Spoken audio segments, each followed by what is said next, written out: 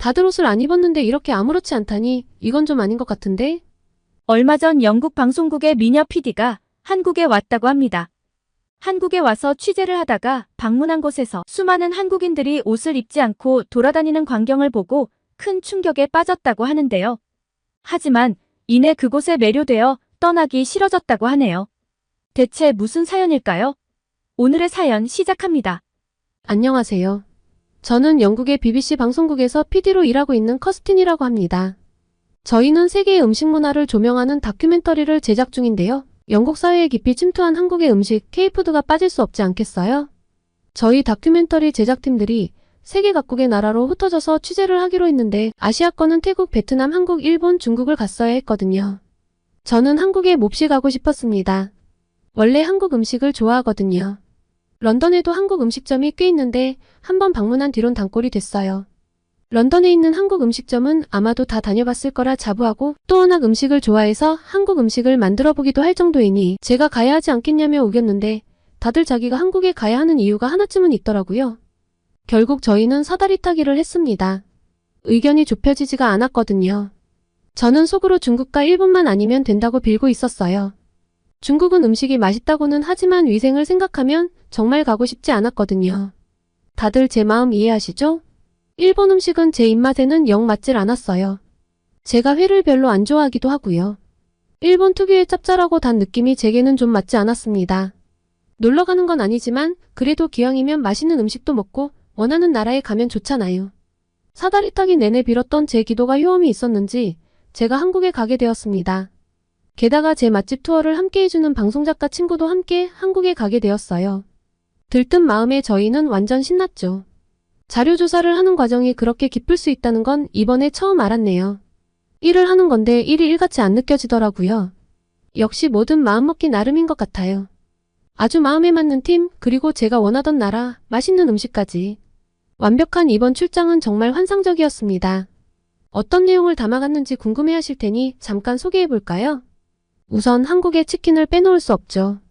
프라이드 치킨, 양념치킨 등 다양한 치킨들을 제일 먼저 담았습니다. 맛의 종류가 다채롭고 브랜드별로 특색도 있어서 너무나 즐거웠어요. 게다가 이렇게 늦게까지 배달을 해주다니. 배달의 민족이란 말을 자료조사하다가 봤는데 정말 딱인 것 같아요. 그리고 또 다른 닭 요리인 삼계탕도 소개했습니다. 사실 닭 한 마리가 진한 양념 없이 국물에 빠져있는 모습이 조금 생소하게 보일 수 있지만 여름에 한국인들이 꼭 먹는 보양식이라는 점에서 빼놓을 수 없었죠. 요새 한국 음식은 건강관리에 관심이 많은 사람들이 특히 선호하거든요. 삼계탕이 세계인의 보양 음식으로 좀 더 알려졌으면 하는 마음으로 소개했는데 괜찮죠? 그리고 한정식도 빼놓을 수 없겠죠? 유럽인들에겐 생소한 한국의 반찬 문화와 넉넉한 인심을 즐기기엔 이것만한 게 없으니까요. 실제로 함께 경험했던 저희 카메라팀 막내는 그대로 한국에 눌러 앉고 싶다는 이야기를 여러 번 하더라고요. 갈비찜 하나만 있어도 밥을 먹겠는데 잡채와 게장까지 여기 나온 반찬이라는 모든 것들이 단일 메뉴 하나로서도 충분히 경쟁력이 있다나요. 한국 음식 하나하나의 색감이 너무나 다채로워서 영상미도 아주 탁월했습니다. 이걸 본 사람들이면 모두 한국 음식이 궁금해지고 꼭 먹어보고 싶지 않을까 하는 자화자찬을 절로 하게 되더군요. 그리고 길거리 음식도 취재를 했는데요. 호떡과 붕어빵, 떡볶이와 순대, 어묵을 소개했어요. 이 음식들은 무한정 먹을 수 있을 것 같더라고요. 떡볶이를 먹고 순대를 먹다가 매우면 어묵을 먹고 디저트로 호떡과 붕어빵을 먹었다가 다시 떡볶이와 순대로 가는 순서라면요. 이런 스트릿푸드도 단순하지 않고 한국의 상징인 매운맛을 즐길 수 있다는 점, 그리고 한국의 매운 음식 외에도 호떡이나 붕어빵같이 너무나 매력적이고 달콤한 맛도 존재한다는 점을 보여줬는데 한국 음식이 맵다고만 생각하는 사람들에게 꼭 권해주고 싶었어요. 그리고 마지막은 해산물 요리였습니다. 서울 같은 경우에는 바다와 인접해 있지 않지만 한국 국토 자체가 삼면이 바다이기에 이렇게 다채로운 해산물 요리를 즐길 수 있다는 걸 보여줬죠. 한국의 많은 생선구이집, 그리고 한정식에서의 조기구이 반찬부터 한국 전통 음식인 된장찌개에 넣는 바지락, 생선 조림들, 한식에서 쓰이는 멸치 육수를 보여줬는데요. 화려한 음식들도 있지만 우선 한식의 곳곳에 이렇게 해산물 재료들이 녹아있으며 깊은 맛을 내는 주재료라는 것, 그리고 해산물 요리가 일상적이고 조리법이 다채로운데 주식인 쌀밥과 굉장히 잘 어울리는 맛이라는 걸 알려주고 싶었거든요. 그리고 유럽권 국가 사람들이라면 누구나 기절하게 놀라는 굴 요리와 조개구이도 소개했죠. 아마 영국 사람들은 이 영상을 보면 침이 흐르는 걸 멈출 수 없을 거예요. 이렇게 맛있는 걸 한국인들만 먹고 살다니 한국인들은 매 끼니가 너무 행복할 것 같은데요. 아, 그리고 디저트가 어디 갔냐? 라고 하실 것 같은데 당연히 K디저트도 빼놓지 않았답니다. 커피 믹스와 한국인들이 사랑하는 아이스 아메리카노, 팥빙수를 영상에 담았죠. 영국 인스턴트 커피는 정말 맛이 없는데 한국 커피 믹스는 모든 영국인들이 꼭 한번 맛봤으면 하는 아이템입니다. 커피가루에 프림, 설탕이 먼저 섞여 있는 것이 좀 생소한 모양새이긴 하나 이 달콤함에 빠지면 아무도 못 벗어날 거예요. 그리고 K디저트의 활용점정은 팥빙수였어요. 추운 겨울인데도 팥빙수를 전문으로 파는 곳이 있어 신기했는데 안에 들어가서 더 놀랐죠. 종류가 엄청나게 많았는데 메론 빙수처럼 통메론을 이용한 빙수가 있는 등 일반적인 상상 이상의 빙수들을 보니 입이 절로 떡 벌어졌어요. 세계의 음식 문화가 아니라 한국의 음식 문화 하나만 가지고도 5편은 찍어낼 수 있을 정도로 분량이 점점 많아졌는데 직접 와서 보니 멈출 수가 없더라고요. 나중에 한국 음식 스페셜 다큐멘터리를 만들어야 할 것 같다는 생각입니다. 그런데 매일같이 돌아다니다 보니 좋아하는 나라에서의 출장이긴 하지만 좀 지치더라고요. 한국의 길거리 모습도 담기 위해 저희가 택시를 이용하기보다는 가급적 도보로 걸어다니며 촬영을 했거든요. 호텔방에서 발바닥을 매일같이 주무르며 잠들곤 했는데 어느 날은 정말 피로가 주체할 수 없을 정도로 몰려오는 날이 있었습니다. 아무래도 이건 좀 아니다 싶어 피로를 풀 좋은 방법이 없을까 고민을 하는데 저랑 한 방을 쓰는 작가 친구가 솔깃한 이야기를 꺼냈습니다. 찜질방에 가자는 거예요. 그리고 거기 가서 코리안 스크럽을 받아보면 어떠냐고 하더라고요. 찜질방이 뭐야? 라고 물어보니 사우나 비슷한 거라고 하던데요. 솔직히 말해 별로 느끼지 않았습니다. 영국도 사우나가 있지만 야외에 그냥 창고 같은 곳이 덜렁 있고 밖에서 수영을 하다가 추워지면 마구 달려가서 몸을 녹이는 수준이거든요. 좋아하는 사람들은 좋아하는데 딱 한 번 가보고 저는 다시는 안 가요. 가끔 운동하는 곳에 작은 사우나가 있는 곳도 있는데 들어가 본 적은 없고요. 그 말을 하니 이 친구가 한국 시스템은 다르다며 우리는 따뜻한 물에 몸을 담그고 피로를 풀 수 있을 거라고 하는 거예요. 그러자 일본 온천이 떠올랐습니다. 사실 예전에 일본 여행을 가서 비싼 돈을 주고 온천을 갔었는데 정말 별로였거든요. 피부에 좋다고 해서 기대를 했는데 피부가 좋아지기는커녕 뾰루지가 났었고 온천 정식이라고 부르던 음식도 하나같이 맛이 없었어요. 보기는 예뻤는데 맛이 별로라 좀 어이가 없었죠. 제가 일본 온천 이야기를 꺼내며 별로 좋지 않은 기억이 있다고 하니 친구가 좀 고심하던데요. 열심히 외국인들이 사용하는 여행 사이트를 뒤지며 한국 찜질방의 후기를 찾더군요. 그러더니 웃으면서 이 댓글들을 좀 봐. 라며 제 눈앞에 들이밀었는데요. 아만다 사이프리드가 한국의 찜질방과 때밀이에 빠져있다고 해서 꼭 한국에서 찜질방을 가보고 싶었어요. 지금까지 경험하지 못한 분들에게 애도를 표합니다. 살면서 꼭 한 번은 가봐야 해요. 한국은 왜 이런 찜질방 문화를 전 세계로 수출하지 않는 거죠? 전 핀란드 사람인데요. 핀란드 사우나보다 한국의 찜질방이 한 수 위예요. 때밀이 후 먹었던 계란과 식혜 아이스 커피는 잊지 못하겠어요. 전 그동안 제대로 씻는 법을 몰랐네요. 한국에서 제대로 씻는 법을 알아갑니다. 고마워요, 한국. 한국의 찜질방에서 사우나를 하면 피부에 노폐물이 잘 떨어져 나가는 뭔가가 있는 건가? 그리고 음식이 맛있다고? 핀란드 사우나보다 좋다고? 아주 솔깃하더라고요. 작가 친구는 이미 이 찜질방 후기에 매료된 것 같았어요. 호텔방에서만 샤워를 해도 이렇게 얼굴과 머릿결이 보들보들한데 찜질방은 크고 목욕을 위한 전문 시설이니까 다른 장치가 있지 않겠냐는 거예요. 후기를 보니 목욕과 사우나 모두 그냥 몸만 가면 되고 필요한 건 거기서 다 사서 쓸 수 있으며 무엇보다 맛있는 음식도 판다고 하니 우리가 안 가보면 후회할 거라며 열변을 토했습니다. 아까 아만다 사이프리드가 찜질방에 빠졌다는 댓글이 있어서 검색을 해봤는데요. 미국 LA 한인타운엔 찜질방이 있는데 때밀이를 경험해본 뒤론 한 달에 한두 번은 꼭 찜질방에 가서 때를 민다고 나와 있더라고요. 그리고 눈에 번쩍 뜨인 문장이 있었습니다. 아만다는 한국인들 피부 좋은 게 때를 밀어서 그런 거라고 생각한다는 거예요.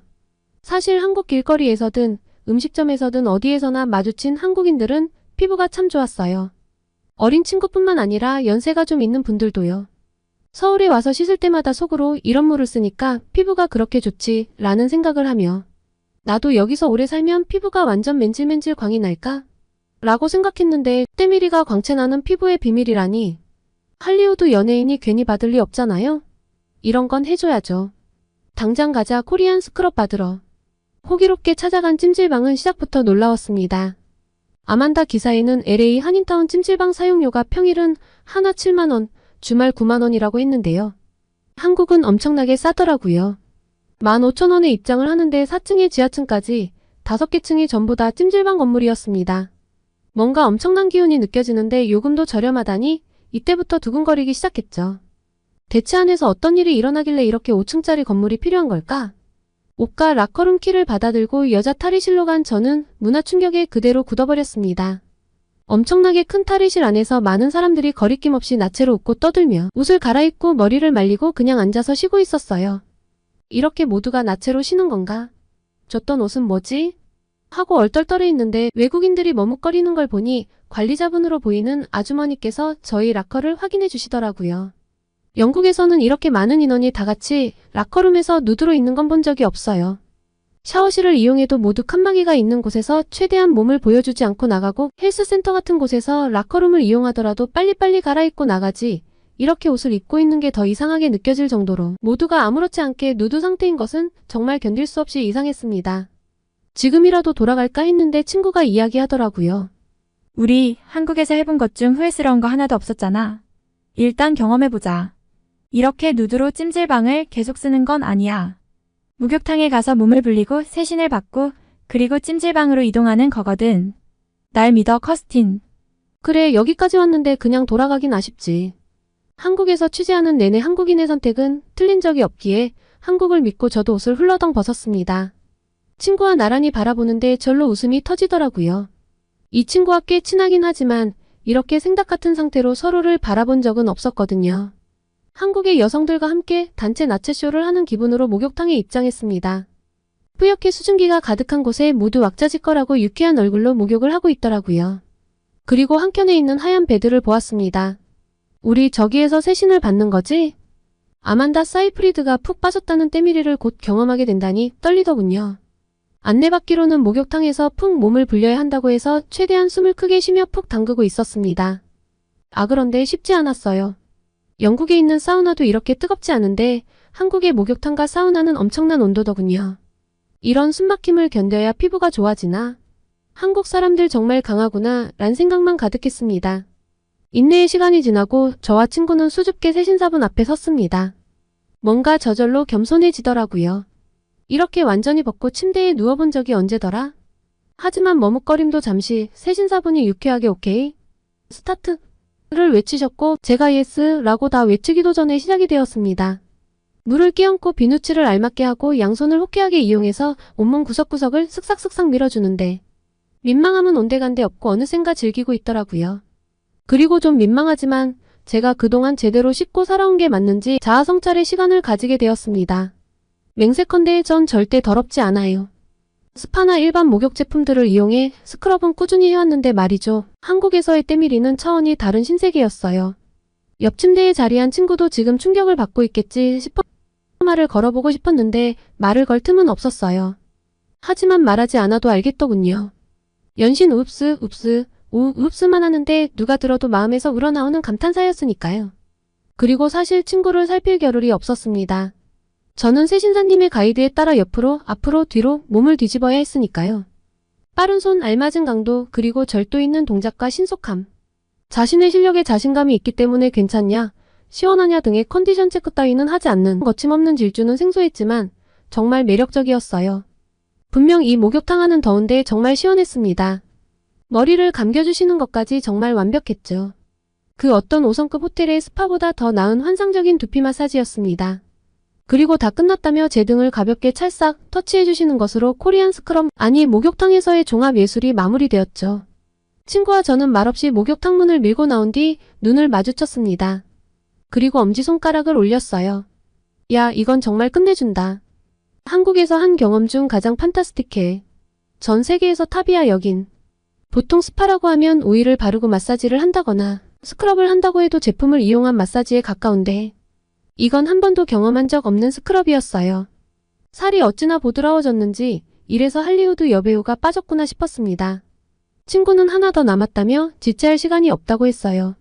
한국인들처럼 부드러워졌으니 이젠 찜질방 문화를 즐겨야 한다고요. 찜질방 안에서 입어야 한다는 옷을 입고 또 다른 탐험을 하러 나섰습니다. 놀이동산이 건물 안에 들어와 있네. 우리 뭘 해야 하는 거야? 정말 엄청났습니다. 따뜻한 방이든 시원한 곳이든 다들 편히 누워있고 간식을 먹는데 많은 사람들이 너무나 편안한 모습이었어요. 저에게 사실 바닥에 이렇게 누워있는 건 너무 어색했어요. 영국은 그냥 신발을 신고 집안에서도 돌아다니거든요. 뭐 가풍에 따라 다른데 안에서 실내용 슬리퍼를 신는다고 해도 장을 봤는데 무거우면 일단 외출용 신발을 신고 집 안에 들어가 짐을 내려놓고 다시 슬리퍼를 갈아 신곤 해요. 한국 분들은 경악하실 텐데 그냥 저희는 평생을 그러고 살아서 그게 가장 일반적이거든요. 집에 바닥이 더러워 누워본 적이 없는 저희는 또다시 어색함에 멈칫거렸는데 우선 조심스럽게 엉덩이를 대보았습니다. 영국과는 다른 아주 깨끗함, 그리고 한 번도 경험해보지 못한 바닥의 따뜻함. 아주 좋았어요.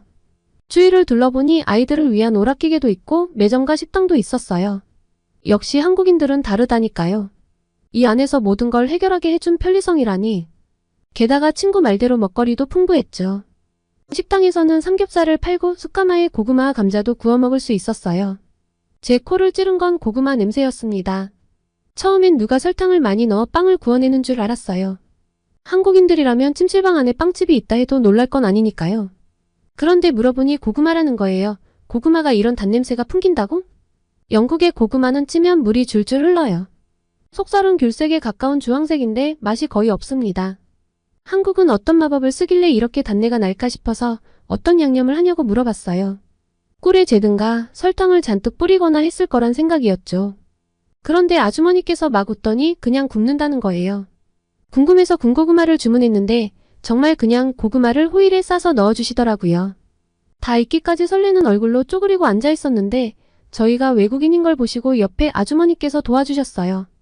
그리고 계란과 식혜를 같이 먹는 게 좋을 거라고 조언도 주셨죠. 친절하기도 하시지. 저희는 아주머니의 조언대로 매점에 가서 계란과 식혜를 샀어요. 돌아가니 다 익었다며 고구마를 주셨는데 달콤한 냄새가 코를 찔렀습니다. 육성으로 우아 소리가 절로 나오더군요. 속살이 노랗게 황금색인데 색부터 달랐어요. 맛보고는 기절을 해버렸죠. 계란의 탱글함과 식혜의 조화도 끝내줬고요. 이걸 영상으로 못 담아간다면 말도 안 되지 않나요? 저의 강력한 주장으로 저희 다큐팀은 한국을 떠나기 전 한국 찜질방에서의 음식까지 담아갈 수 있었습니다. 아주 뿌듯한 마음으로 귀국을 했는데 지금은 다시 새신을 받고 싶어서 미치겠어요. 영국에도 하루빨리 한국식 찜질방, 목욕탕이 들어왔으면 좋겠네요. 혹시 있는데 제가 못 찾는 거라면 알려주시겠어요? 지금은 씻어도 씻은 것 같지가 않네요. 한국은 일본에 비하면 한참 발전해야 하는 나라 아닌가요? 굳이 한국에 갈 필요는 없을 것 같은데요. 여기 일본의 한 세미나장. 미모의 미국 여교수가 한국은 아직 개발도상국이고 일본을 한참 배워야 한다고 주장하고 있는데요. 옆에서 일본 교수는 만족스러운 웃음을 짓고 있습니다. 그러나 잠시 후 이 미국 교수는 엄청난 충격에 휩싸이게 되는데요. 대체 무슨 일일까요? 오늘의 사연 시작합니다. 안녕하세요. 저는 UCLA 경영대학원에서 교수로 일하고 있는 제니퍼 스미스입니다. 오늘은 제가 최근에 겪었던 일을 여러분께 들려드리려고 해요. 태어나 처음으로 한국에 갔다 오고 제 생각과 앞으로의 연구 방향성에 있어 엄청난 변화가 있었거든요. 얼마 전 저는 일본에서 열린 아시아 관광 활성화 전략 세미나에 참석하게 되었어요. 사실 아시아 관광 시장에는 그다지 관심이 없었는데 학과장님의 부탁을 뿌리칠 수가 없었죠. 그래서 아시아권에서는 가장 대표적인 국가인 일본 위주로 자료를 준비해 갔어요. 세미나장에 도착해서 발표 자료를 준비하고 있는데 일본 도쿄대학교에서 온 토시히로 나카무라 교수가 다가오더라고요. 미국에서 이미 만나본 적이 있는 분이라 반갑게 이야기를 나눴죠. 그런데 나카무라 교수가 갑자기 한국 이야기를 꺼내는 거예요. 그는 일본 내 한국어 안내판을 없애야 한다고 주장하면서 다수의 사람들이 알지도 못하는 한국어를 사용해 안내판을 세우는 것에 불만을 표하더라고요. 영어면 몰라. 한국은 아직 개발도상국 수준이어서 일본이 특별히 배려할 필요가 없다는 거였어요. 순간 그게 무슨 말도 안 되는 소리야? 라는 생각이 들었지만 그의 의견에 동조하는 척했죠. 사실 저도 한국에 대해 잘 몰랐고 선진국인 일본에 비하면 한국은 좀 낙후되었을 거라고 막연히 생각했거든요.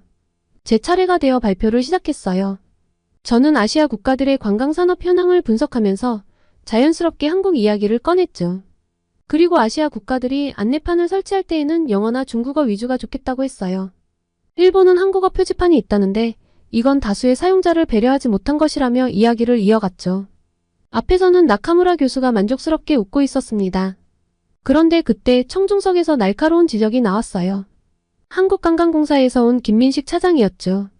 그는 제 주장이 편견에 가득 차 있다며 반박했어요. 그리고 한국의 관광 인프라가 발전을 해서 외국인 관광객들도 많이 찾고 또 한국의 경제 성장에 따라 한국인들도 외국에 많이 나가기 때문에 한국어 안내판들이 꼭 필요하다고 했습니다. 저는 그의 말에 동요하지 않으려 애썼어요. 한국의 외국인 관광객이 얼마나 오겠어?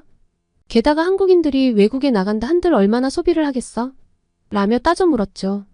하지만 김 차장은 제 질문에 구체적인 데이터로 답했어요.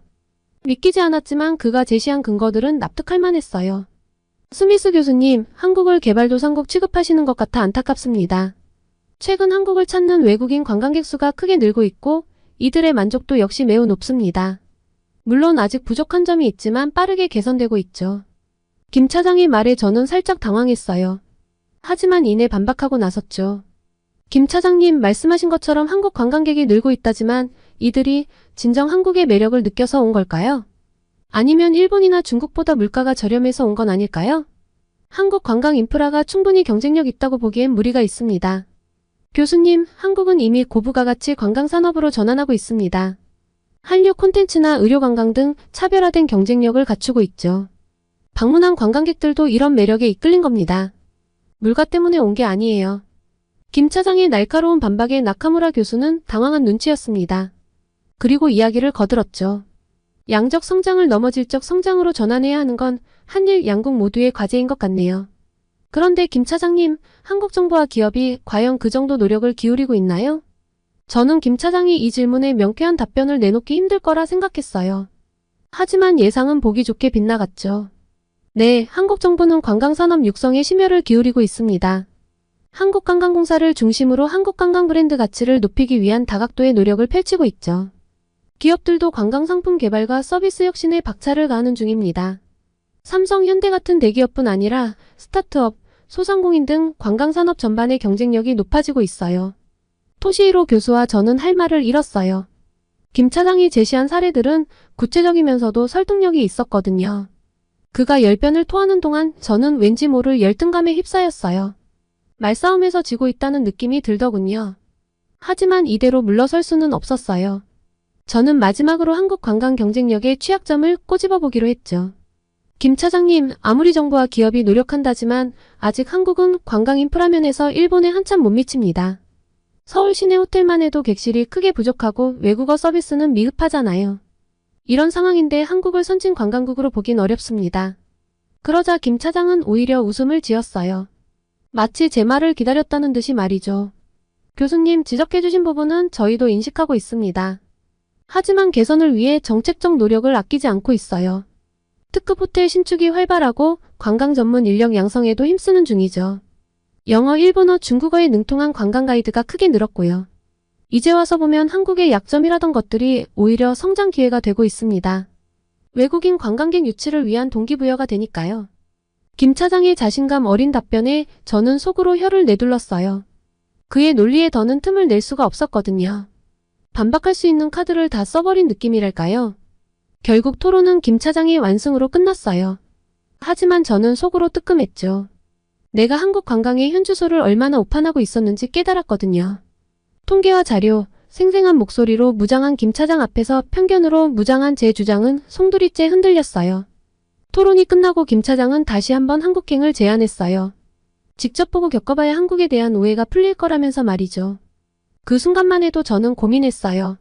하지만 직접 보고 확인하지 않고는 제 편견을 깰 수 없을 것 같았습니다. 이 한국행을 수락한 게 제 인생의 전환점이 된 것 같아요. 한국행은 제게 있어 일종의 깨달음의 여정이었으니까요. 인천국제공항에 도착한 순간 저는 깜짝 놀랐어요. 광활하고 현대적인 공항시설에 감탄이 절로 나오더군요. 입국 심사대를 지나는 동안 공항 직원들의 친절한 응대도 인상 깊었죠. 김 차장의 안내를 받아 공항철도를 타고 서울역으로 향했어요. 좌석이 넓고 쾌적해서 피로를 싹 잊을 수 있었죠. 서울역에 도착해 지하철로 갈아탔는데 역시 놀라움의 연속이었어요. 에스컬레이터와 엘리베이터는 물론 시각장애인을 위한 점자 블록과 안내 서비스까지. 마치 모든 사람을 배려한 듯한 시설에 감동했답니다. 우리가 묵을 호텔에 체크인하고 로비에서 쉬고 있는데 호텔 매니저가 다가와 말을 걸더라고요. 외국인 투숙객이 많은지 영어로 능숙하게 필요한 것들을 체크하고 도움을 주겠다고 하시는 거예요. 일본 호텔에서는 경험해보지 못한 서비스라 적잖이 놀랐죠. 다음날 김 차장의 제안으로 경복궁을 관광했어요. 웅장한 고궁 건축물을 보노라니 절로 감탄이 나오더라고요. 화려한 단청과 단아한 선, 자연과의 조화까지. 동양 건축미의 진수를 느낄 수 있었죠. 경복궁 안내원의 설명도 인상 깊었는데요. 한국사는 물론 건축 양식, 궁중 문화까지 해박한 지식을 쏟아내는 거예요. 궁금한 걸 물어보면 친절하고 자세히 알려주시고요. 점심으로 광장시장의 먹거리를 맛봤어요. 김 차장이 이것저것 시켜주는데 하나같이 맛있더라고요. 떡볶이, 순대, 만두 같은 길거리 음식부터 갈비찜, 해물탕 같은 한국 전통 음식까지. 매콤 달콤 짭짤한 한국 음식의 매력에 흠뻑 빠졌죠. 사장님들의 인심도 후했는데요. 음식을 많이 드시라며 서비스로 곁들여 주시는 거예요. 오후에는 김 차장이 삼성동 코엑스몰로 안내했어요. 지하에 있는 쇼핑몰이라곤 하지만 그 규모가 어마어마하더라고요. 백화점, 면세점, 영화관, 아쿠아리움, 서점, 식당 가등 없는 게 없었죠. 한 곳에서 쇼핑과 엔터테인먼트를 동시에 즐길 수 있다니 놀라울 따름이었어요. 매장 직원들도 외국인 손님 응대에 익숙해 보였고요. 김 차장의 배려로 저녁에는 한강 유람선에 올랐어요. 선상에서 바라본 서울 야경은 정말 환상적이었어요. 강변을 수놓은 고층 빌딩들, 밝게 빛나는 다리와 공원들. 야경 투어가 있다는 걸 처음 알았는데 서울만의 색다른 매력을 느낄 수 있었죠. 호텔로 돌아오는 길 토시히로 교수가 중얼거렸어요. 서울이 이토록 아름답고 활기차다니. 정말 몰랐던 모습이야. 저 역시 하루 종일 받은 감동과 충격을 떠올리며 고개를 끄덕였죠. 불과 며칠 전만 해도 상상도 못했던 광경들이었으니까요. 다음 날은 KTX를 타고 부산으로 향했어요. 김 차장이 한국의 2대 도시이자 대표 항구도시라며 꼭 가보라고 추천하더라고요. KTX에 올라 창밖으로 펼쳐지는 한국의 산하를 감상하는데 토시히로 교수가 감탄했어요. 야, 제니퍼. 저 산세 좀 봐. 정말 아름답지 않아? 마치 한 폭의 동양화 같아. 부산에 도착해서는 해운대 해수욕장부터 갔는데 에메랄드빛 바다와 하얀 백사장이 저희를 맞이했어요. 갈매기들이 유유 비행하고 파도 소리가 귓가에 울려 퍼지는 광경이 평화롭더라고요. 저는 한국에도 이런 휴양지가 있다는 걸 처음 알게 됐죠. 오후에는 감천문화마을로 이동했어요. 과거 부산의 대표 달동네였던 곳이 재생 프로젝트를 통해 예술마을로 탈바꿈했다고 해요. 알록달록 색색의 집들과 벽화 곳곳에 자리한 갤러리와 공방. 마을 전체가 거대한 미술관 같았죠. 김 차장은 주민들이 주도한 도시재생의 성공 사례라며 자랑스러워했어요. 마지막 날에는 경주로 가서 역사유적지를 둘러봤어요. 불국사, 석굴암, 첨성대 등 신라 천년의 순결을 느낄 수 있는 곳들이었죠. 가이드의 설명을 들으며 한국의 찬란했던 고대사를 엿볼 수 있었어요. 토시히로 교수는 일본 사찰과의 공통점과 차이점을 얘기하면서 감탄을 아끼지 않더라고요. 경주를 둘러보고 김 차장이 우리를 불국사 인근의 한 식당으로 안내했어요. 한정식이라면서 정갈하게 차려진 음식들을 설명해 주는데 입맛을 다시는 게 따로 없었죠. 식사를 하면서 김 차장이 물었어요. 한국에 대한 인상이 조금은 달라지셨나요? 저는 밥을 한 숟갈 뜨고 감사의 마음을 담아 말했죠. 김 차장님, 3박 4일 동안 정말 값진 경험을 했어요. 제 편견이 얼마나 근거 없고 어리석은 것이었는지 깨달았고 한국의 아름다움과 역동성에 흠뻑 매료되었죠. 이 자리를 빌려 그간의 오해에 대해 진심으로 사과드립니다. 김 차장은 어깨를 으쓱하며 웃었어요. 괜찮아요. 이제라도 한국에 대해 바르게 안 것만으로도 저는 기쁩니다. 앞으로도 한국과 좋은 인연 이어가시길 바라겠습니다. 토시히로 교수 역시 고개를 끄덕이며 화답했죠. 공항으로 가는 버스 안에서 저는 지난 나날을 되새겨봤어요. 불과 나흘 만에 한나라에 대한 제 인식이 이토록 송두리째 뒤바뀌다니. 경이로운 경험이었죠. 그동안 편견에 사로잡혀 놓쳤던 것들이 너무나 아쉬웠고 앞으로는 좀 더 열린 마음으로 세상을 바라보려 다짐했답니다. 저는 창밖으로 스쳐 지나가는 서울의 풍경을 눈에 담으며 생각했죠. 한국에 대해 참 많이 몰랐구나. 하지만 이제부터라도 이 나라가 가진 매력과 저력을 세계에 알리는 데 앞장서야겠다고요. 김민식 차장과의 만남 그리고 한국에서의 나날이 저에겐 커다란 깨달음이자 전환점이 되었답니다. 이렇게 짧은 일정을 마무리하려고 하니 아쉽다는 생각이 들었습니다. 한국을 좀 더 알고 싶었어요. 한국의 IT 기술 발전상도 확인해보면 좋을 것이라는 미국인들의 추천이 많았습니다. 검색 끝에 판교 테크노밸리를 찾았어요. 실리콘밸리를 연상케 하는 첨단 기술의 메카라고 하더라고요. 김 차장님에게 신뢰를 무릅쓰고 판교도 가보면 안 되겠냐고 했죠. 친절한 김 차장님은 흔쾌히 허락을 해주었습니다. 차에서 내려 테크노밸리에 들어서는 순간 저는 미래 도시에 온 듯한 느낌을 받았어요. 유리창으로 둘러싸인 고층 건물들, 녹지와 조화를 이룬 환경 친화적 설계까지. 마치 영화 속 미래 도시를 연상케 했죠. 우리가 향한 곳은 카카오 본사였어요. 한국의 대표 메신저 앱 카카오톡을 만든 IT 공룡이죠. 로비에 들어서자 앱 속 캐릭터 조형물들이 방문객을 반기더라고요. 밝고 경쾌한 분위기가 인상적이었죠. 회의실에 들어가니 카카오의 첨단 기술을 체험할 수 있는 부수들이 준비되어 있었어요. VR 기기를 착용하고 가상현실을 체험하는가 하면 증강현실 게임도 즐겨봤죠.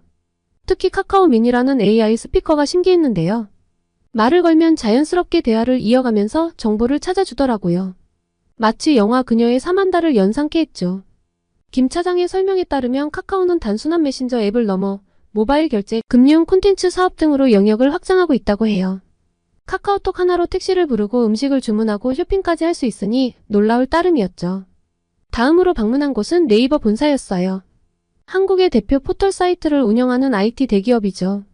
녹음이 우거진 사옥 앞마당에 들어서자 마치 공원에 온 듯한 평온함이 밀려왔어요. 로비 한편에는 거대한 책장과 서점이 있어서 독특한 느낌을 주더라고요. 회의실에 모인 네이버 관계자들은 자율주행차, 로봇, 인공지능 등 미래 기술에 대한 비전을 열정적으로 설명했어요. 특히 파파고라는 AI 통번역 앱이 인상 깊었는데요. 50여 개 언어를 실시간으로 번역해준다니 놀라울 따름이었죠. 저는 파파고 앱으로 한국어로 말을 걸어봤는데 영어로 술술 통역되는 게 마치 마법 같았어요. 토시히로 교수도 연신 놀라워하며 말했죠. 이런 기술이 현실화될 줄은 몰랐어. 언어의 장벽이 사라지는 날이 멀지 않았군. 저 역시 가까운 미래의 세계인들이 파파고 덕분에 자유롭게 소통하게 될 것만 같았어요. 오후에는 김 차장의 안내로 스타트업 캠퍼스를 찾았어요. 역동적이고 창의적인 한국의 스타트업 씬을 느껴보고 싶었거든요. 캠퍼스에 들어서니 젊은 개발자들과 창업가들이 분주히 움직이고 있었어요. 공유 오피스, 코워킹 스페이스, 휴게실 등 개방적이고 자유로운 분위기가 인상적이었죠. 우연히 만난 한 스타트업 대표는 20대 초반의 젊은 청년이었는데요. 대학교 재학 중 창업에 도전해 인공지능 기반의 의료 솔루션을 개발했다고 해요. 김 차장의 통역에 따르면 정부와 대기업, 투자자들의 적극적인 지원 덕분에 아이디어를 사업화할 수 있었다는 거예요. 젊은 창업가의 열정에 깊은 감명을 받은 토시히로 교수가 말했어요. 한국의 미래가 밝구나. 이런 젊은이들이 세상을 바꿔나갈 테니 말이야. 저 역시 스타트업 캠퍼스를 거닐며 한국 미래의 희망을 엿본 기분이었죠. 김 차장은 우리에게 판교가 한국의 실리콘밸리로 불리는 이유를 실감했으리라 말했어요. 그의 말맞다나 첨단 기술과 창의성, 젊은 패기가 융합된 판교의 모습은 충격 그 자체였죠. 혁신을 향한 한국인들의 열정을 온몸으로 느낄 수 있었답니다. 숙소로 돌아오는 길, 저는 김 차장에게 솔직한 심정을 털어놨어요. 판교에서 본 것들이 정말 놀라웠어요. 한국이 IT 강국이라는 걸 실감했죠. 실리콘밸리 못지않은 경쟁력을 갖췄더라고요. 김 차장은 겸손한 미소를 지으며 말했어요. 아직 갈 길이 멀어요. 그래도 세계가 주목할 만한 혁신을 만들어낼 날이 곧 올 거예요. 저는 고개를 끄덕였죠. 불과 며칠 전만 해도 한국을 IT 후발주자쯤으로 생각했는데 이제는 선도국으로서의 면모를 똑똑히 봤으니까요. 미래를 혁신하는 기술, 그 중심에 당당히 선 한국. 새삼 존경심이 들었답니다. 호텔방으로 돌아와 창밖을 바라보니 판교 테크노밸리의 야경이 눈부시게 빛나고 있었어요. 저는 그 빛을 보며 마음속으로 중얼거렸죠. 이곳이 바로 내일의 세계를 밝힐 희망의 등불이구나라고요. 한국에서의 나날은 제게 잊지 못할 깨달음을 안겨주었답니다. 한국에서의 짧지만 강렬했던 나날들이 저에게 커다란 충격으로 다가왔어요.